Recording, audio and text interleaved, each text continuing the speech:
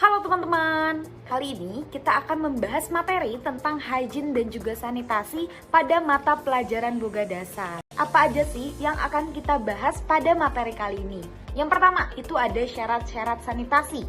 Kemudian yang kedua itu ada hygiene dari peralatan. Kemudian yang ketiga, personal hygiene. Yang keempat, ada hygiene makanan. Kemudian yang kelima nih, itu ada penyimpanan bahan makanan. Dan yang terakhir, itu ada penyimpanan bahan makanan berdasarkan spesifikasinya. Nah, langsung saja kita bahas tentang pengertiannya dulu nih teman-teman. Pengertian dari hygiene sendiri yaitu menjaga kebersihan diri dan juga peralatan dapur agar makanan tetap aman dan juga bebas dari kontaminasi. Nah, sementara itu pengertian dari sanitasi itu berfokus kepada pengelolaan lingkungan dapur untuk menjaga kebersihan secara keseluruhannya nih teman-teman. Lanjut saja, kita akan membahas tentang syarat-syarat sanitasi. Untuk syarat-syarat dari sanitasi sendiri, yang pertama itu ada bahan makanan yang bersih, segar, dan juga sehat. Kemudian yang kedua itu ada proses pembuatan yang benar dan juga baik. Dan yang ketiga itu ada bahan dan campuran bahan yang sesuai dan juga benar. Kemudian yang keempat itu ada pembuatan hidangan makanan itu harus sesuai dengan standar dari processingnya. Nah yang kelima ini ada dapur yang bersih dan juga terawat tentunya. Kemudian yang keenam, peralatan yang bersih dan juga sanitizer. Dan yang ketujuh itu ada tenaga penjamah yang juga bersih. Nah, berikut di samping itu ada contoh-contoh dari syarat sanitasi, teman-teman. Langsung saja kita akan membahas tentang hygiene peralatan. Menurut Purwianto, pemilihan peralatan yang digunakan dalam pengelolaan pangan itu harus dengan mempertimbangkan bahan yang digunakan dan juga kemudahan pembersihannya. Di mana bahan yang digunakan untuk peralatan pengelolaan itu merupakan bahan-bahan yang tidak bereaksi dengan bahan pangan. Bisa teman-teman lihat contohnya di samping, itu ada orang yang sedang membersihkan area atau peralatan yang ada di dalam industri pangan, di mana mereka menggunakan bahan stainless steel, di mana bahan stainless steel tersebut itu dapat mudah untuk dibersihkan. Ada juga di sini kalau teman-teman bisa klik videonya, itu cara untuk membersihkan atau melakukan hygiene peralatan di industri pangan, teman-teman. Langsung saja kita ke contoh dari hygiene peralatannya nih, teman-teman. Yang pertama, itu kita harus menggunakan peralatan terpisah untuk bahan makanan mentah dan juga makanan siap saji agar tidak terjadinya kontaminasi silang. Sebagai salah satu contohnya, itu talenan itu juga harus berbeda-beda nih teman-teman, untuk daging, untuk ikan, untuk sayur ataupun bahan-bahan lainnya. Kemudian yang kedua, kita harus menggunakan peralatan yang mudah dibersihkan, di mana peralatan yang terbuat dari stainless steel umumnya mudah untuk dibersihkan. Seperti yang tadi saya bilang di yang pertama, di mana bahan stainless steel ini sering sekali digunakan di industri pangan itu dikarenakan mudah untuk dibersihkan, teman-teman.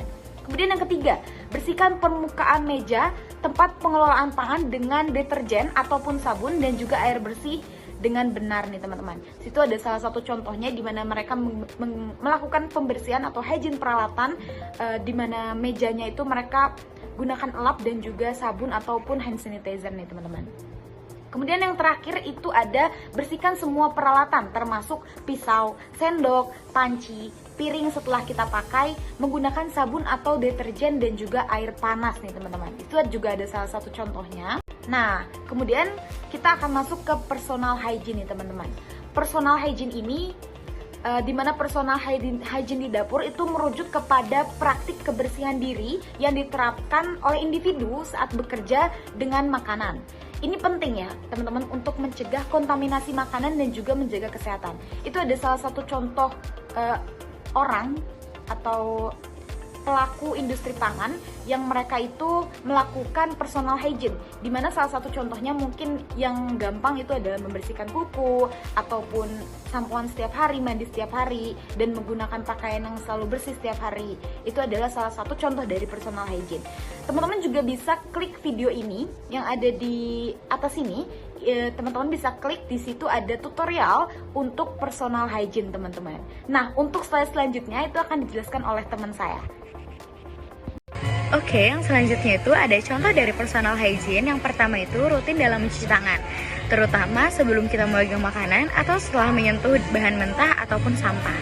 Lalu yang kedua, menggunakan seragam yang bersih seperti apron, topi, dan jaring rambut untuk mencegah kontaminasi makanan dari rambut ataupun pakaian. Lalu yang ketiga, kita harus menjaga kebersihan kuku dengan memotongnya pendek dan tidak menggunakan cat kuku ataupun perhiasan saat bekerja. Lalu yang keempat, kita harus menggunakan sarung tangan pada saat menghidangkan makanan agar tidak terjadi kontak langsung pada tangan. Hygiene pada makanan. Sanitasi pada makanan berhubungan dengan kebersihan makanan, kebersihan di dalam pengolahan, kebersihan area, kebersihan juru masak, dan kebersihan pada bahan baku makanan. Penyimpanan bahan baku dan produk yang baik menggunakan sistem FIFO atau First In First Out merupakan penyimpanan makanan yang memastikan bahan makanan yang pertama masuk ke dalam kulkas akan digunakan terlebih dahulu. Lalu yang kedua, pemberian label pada setiap jenis bahan makanan untuk mengetahui tanggal makanan tersebut diterima juga merupakan salah satu contoh pada penerapan penyimpanan bahan baku dan produk yang baik.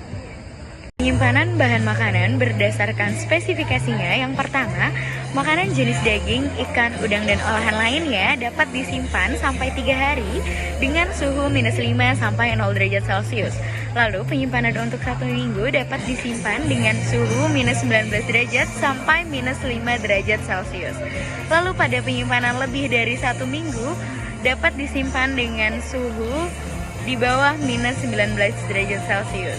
Lalu yang kedua, makanan jenis telur, susu, dan olahan lainnya dapat disimpan selama 3 hari dengan suhu minus 5 sampai 7 derajat Celcius. Lalu penyimpanan untuk 1 minggu dapat dilakukan dengan suhu di bawah minus 5 derajat Celcius.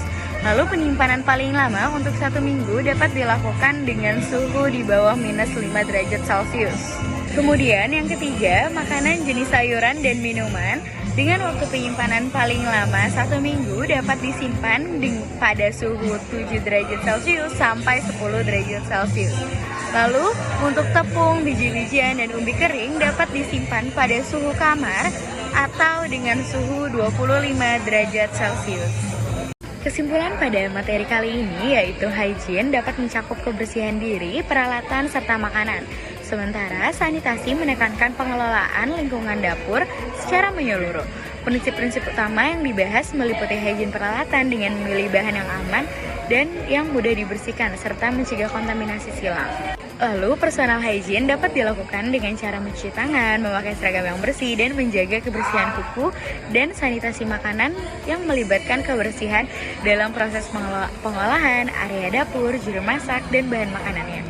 Selain itu, penyimpanan bahan makanan dianjurkan menggunakan sistem FIFO atau First In First Out serta pemberian label pada setiap jenis bahan agar dapat dipantau secara urutan sesuai dari tanggal penerimaan dan tanggal kadaluarsanya. Nah, ini merupakan daftar pustaka dan kumpulan jurnal-jurnal yang kami kutip untuk menyusun materi hygiene dan sanitasi. Nah, tadi kan sudah kami paparkan materi tentang hygiene dan sanitasi. Gimana nih teman-teman? Apakah sudah mengerti semua? Dan jika teman-teman belum mengerti, alangkah lebih baiknya jika teman-teman ulang lagi videonya dan pahami dengan baik. Karena selanjutnya akan ada quiz time. Teman-teman bisa mengklik link yang ada di halaman ini. Lalu teman-teman bisa masuk dan mengerjakan kuisnya. Selamat mengerjakan kuisnya teman-teman.